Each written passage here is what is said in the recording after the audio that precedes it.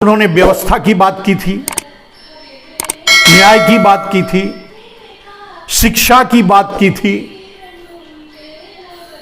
देश के अखंडता और अक्षुण्णता की बात की थी।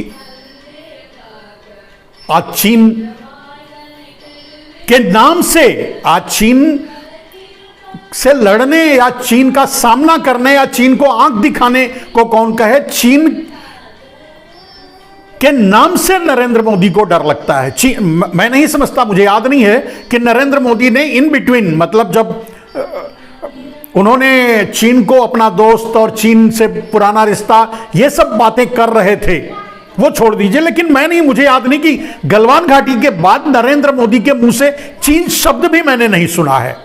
तो चीन का नाम लेने से भी परहेज करते हैं, डर चुके हैं, डर नहीं, सेटिंग कर चुके हैं, अंडरग्राउंड सेटिंग। तो यहां उन्होंने अपने जो जुमले छोड़े थे लंबे लंबे कि चीन को लाल आंखें दिखानी चाहिए, आंख दिखाकर बात करनी चाहिए, वहां पूरी तरह से विफल रहे हैं और अब मुंह छुपाए छुपाए फिर रहे हैं।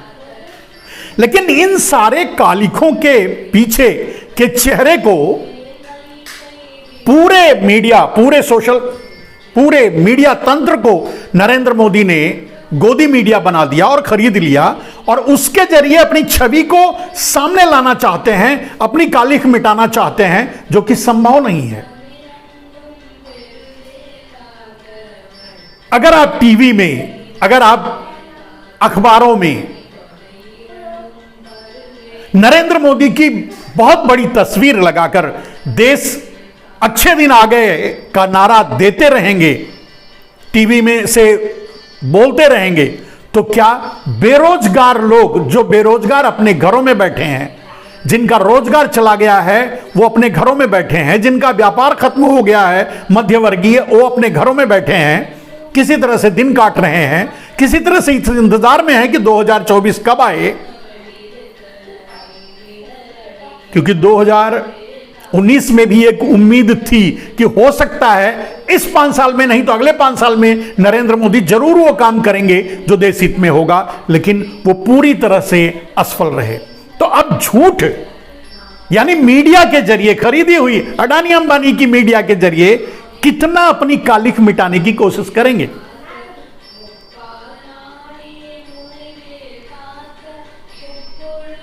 मैंने पहले भी ये बात आपसे कही मेरे दोस्त, मैं राहुल गांधी का अध्ययन करने की कोशिश करता हूं, उनके बारे में जानने की कोशिश करता हूं, मुझे नहीं कहीं मिलता, मुझे आज तक कहीं नहीं मिला है कि राहुल गांधी का झूठ मैं पकड़ा हूं कि यार राहुल गांधी ने झूठ बोला। और मैंने बड़ी कोशिश कर ली, आपको भी कहता हूं, आप भी कोशिश करके देख लीजिए कि नरेंद्र मोदी ने सच कब बोला है, किस मामले में।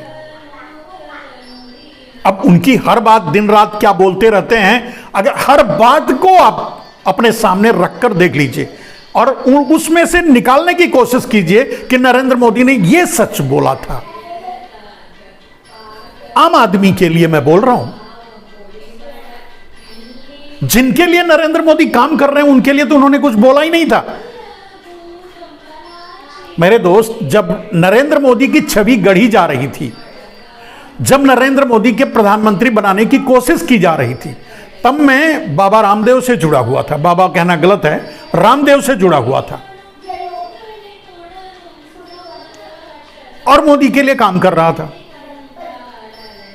हमारे बीच अगर कोई बहस का विषय होता था तो यही कि नरेंद्र मोदी तो विदेशी कंपनियों के पीछे पड़े हुए आदमी हैं,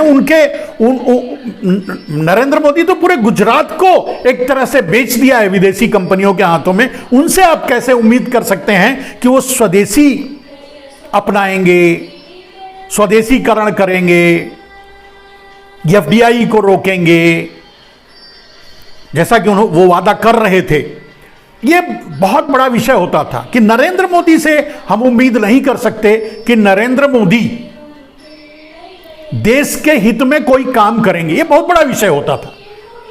और इस विषय में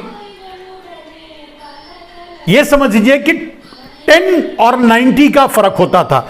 10% लोग भारत स्वाभिमान के 10% लोग नरेंद्र मोदी के पक्ष में होते थे और 90% लोग नरेंद्र मोदी के विरोध में होते थे। ये कहते थे कि नरेंद्र मोदी कभी भी वो काम नहीं करेंगे जो राजीव भाई हमको बता के गए, या जो रामदेव हम लोगों को बताते थे कि ये हम माने काले धन को राष्ट्रीय संपत्ति घोषित करना, रुपए का अवमूल्यन करना और रुपए का वो 1000 और 500 के रुपए को बंद करवाना और व्यवस्था को में परिवर्तन लाना, एफडीआई को रोकना, ये सारी चीजें जिन पर हमारा मतलब जिनको लेकर के हम गांव-गांव जाते थे, बात करते थे, वो नरेंद्र मोदी नहीं करेंगे, ये सब 90% लोगों का मानना होता था। एक लंबी चौड़ी बहस चलती थी और बाद में फिर अंततोगत्वा स्वामी रामदेव सामने आते थे और रामदेव बस एक बात कहते थे कि भाई ठीक है, आप लोग क्या चाहते हो? आप लोग चाहते हो कि कांग्रेस की सरकार आए और पतंजलि पे बुलडोजर चल जाए? सन्नाटा, सब चुप हो जाते थे और बात खत्म हो जाती थी। लेकिन सच यह है कि भारत स्वाभिमान का 90% कार्यकर्ता, 90% जो राजीव दीक्षित से जुड़ करके रामदेव तक पहुंचा था, 90% लोग नरेंद्र मोदी पर भरोसा नहीं कर रहे थे। लेकिन इतने दिनों की बात हो गई थी, कांग्रेस को गलत साबित करने में पूरा प्रयास लग गया था, आरएसएस लगा हुआ था और फाइनली इनडायरेक्टली आपको अच्छी तरह पता होना चाहिए कि पतंजलि का पूरा अंपायर ही नरेंद्र मोदी का है, उनकी बेनामी संपत्ति है। ये होने के बावजूद ये सब सारी चीजें बाद में समझ में आई, लेकिन उस समय का जो सिचुएशन होता था वो यही होता था। तो मेरे दोस्त, नरेंद्र मोदी ने अपने हाथ से, मैं कभी नहीं भूल सकता तालकटोरा स्टेडियम को, मैं कभी नहीं भूल सकता नरेंद्र मोदी से सीधी बातचीत को, नरेंद्र मोदी के किए गए वादों को मैं कभी नहीं भूल सकता। सारा का सारा झूठ। और मैं नहीं समझता कि नरेंद्र मोदी ने कभी भी अपने जीवन में सच बोला हो। तो एक चीज तो यह भी साबित हुआ है और राहुल गांधी ने साबित किया है कि वो एक सीधे सच्चे नेता हैं। और अब इस छवि को, राहुल गांधी की इस छवि को धूमिल करना मोदी जनता पार्टी या इनकी पूरी मीडिया, गोदी मीडिया के बस का नहीं है। और वो चीज तभी होगा, जैसा मैंने कहा कि ये कश्मीर पहुंचने के बाद यात्रा ये विराम तो लेगा, मैं नहीं समझता कि यह समाप्त होगा। विश्राम लेगा, विराम नहीं लेगा, विश्राम लेगा। हो सकता है 2 दिन, 10 दिन, 20 दिन, 15 दिन, जो भी विश्राम लेगा, उसके बाद दूसरी यात्रा शुरू होगी और राहुल गांधी ही यात्रा को फिर लीड करेंगे। और मैं समझता हूं कि 2024 तक यह यात्रा कंटिन्यू भारत के कोने कोने तक जाएगी, चाहे जिस रूप में भी जाए।